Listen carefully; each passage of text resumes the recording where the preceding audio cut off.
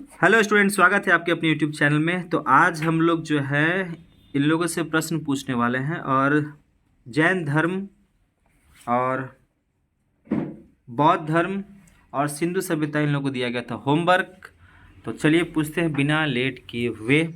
Start करते हैं। आज का जो हमारा टॉपिक रहेगा वो रहेगा जैन धर्म, है ना। तो चलिए, रेडी हैं आप लोग?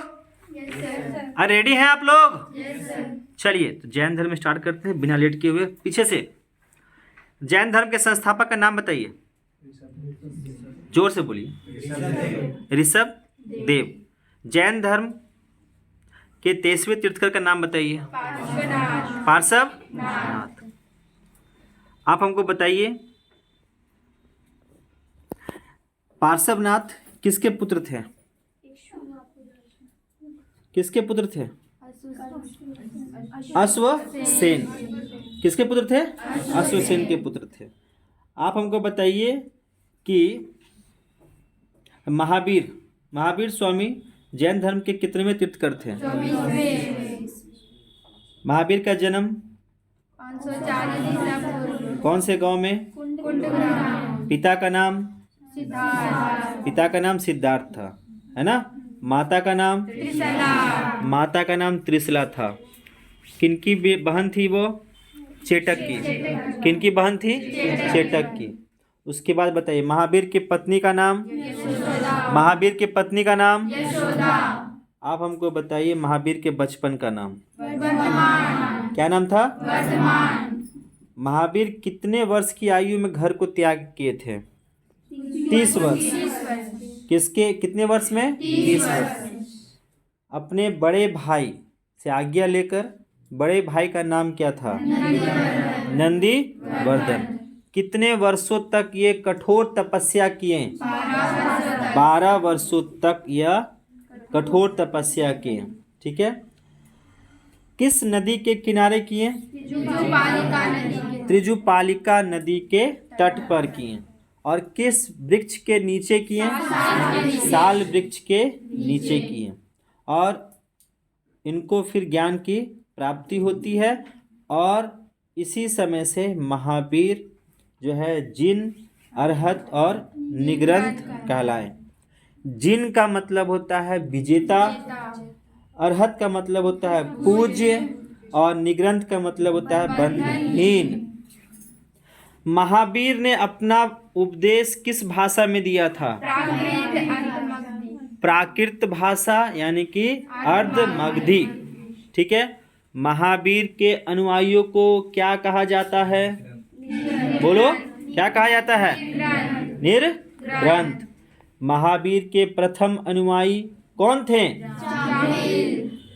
जैन भिक्षुनी नरेश दंडीवाहन की पुत्री का नाम बताइए। महावीर ने अपने शिष्यों को कितने गंधर्वों में विभाजित किया था? चलिए आप बताइए, ऐसा अकेला गंधर्व कौन था जो महावीर के मृत्यु के बाद भी जीवित रहा? आर्य सुधर्मा। आर्य सुधर्मा। आप हमको बताइए, स्वामी महावीर के भिक्षुनी संघ के प्रधान कौन थी? कौन थी? चंदना। कौन थी? चंदना थी। आप हमको बताइए कि लगभग कितने ईसा पूर्व में मगध में विशाल अकाल पड़ा था? 300 ईसा पूर्व। और कितने वर्षों का? 12 वर्षों का। तो बताइए, कौन अपने शिष्यों के साथ कर्नाटक की तरफ चले गए थे? भद्रबाहु। कौन चले गए थे? भद्रबाहु। उसके बाद बताइए कि कौन अपने अनुयायियों के साथ में मगध में ही रुक गया था? स्थूलभद्र। जब भद्रबाहु वापस आता है तो उनका मतभेद होता है किसके साथ में? स्थूलभद्र के साथ। और स्थूलभद्र के साथ मतभेद जब होता है तो फिर वहां से वो लोग 2 भागों में विभाजित हो जाता है। कौन कौन? श्वेतांबर और दिगंबर। श्वेतांबर और दिगंबर। स्थूलभद्र के शिष्य को क्या कहा जाता था? क्या बोलो? श्वेतांबर। और भद्रबाहु के शिष्य को क्या कहा जाता था? क्या बोलते हैं? दिगंबर। चलिए, अगर कोई आपसे पूछे कि बताइए प्रथम जैन संहिताएं कब हुई थी? तो आप क्या बताएंगे? 300 ईसा पूर्व। कहाँ पर? पाटलिपुत्र में। अध्यक्ष कौन थे? स्थूलभद्र। कौन थे? स्थूलभद्र। अगर आपसे कोई पूछे कि जैन संहिताएं, दूसरी जैन संहिताएं कब हुई थी? तो 6ठी शताब्दी में। कब हुआ था? 6ठी शताब्दी में। और कहाँ पे हुआ था? वल्लभी गुजरात में। कहाँ पे? वल्लभी गुजरात में। और अध्यक्ष कौन थे? क्षमा श्रवण। कौन थे? क्षमा श्रवण। जैन धर्म के त्रिरत्न बताइए। सम्यक, एक मिनट, सम्यक दर्शन, सम्यक ज्ञान और सम्यक आचरण, है ना? कौन कौन? सम्यक दर्शन, सम्यक ज्ञान, सम्यक आचरण। अगर कोई आपसे पूछे कि जैन धर्म में ईश्वर की मान्यता है तो आप क्या बोलिएगा? नहीं। नहीं।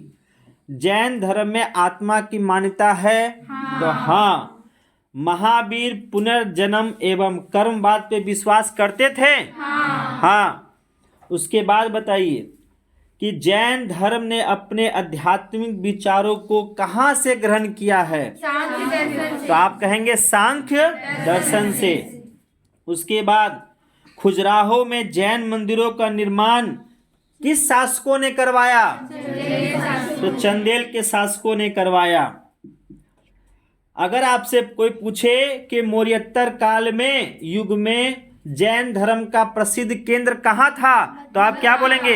मथुरा। कहाँ था? मथुरा।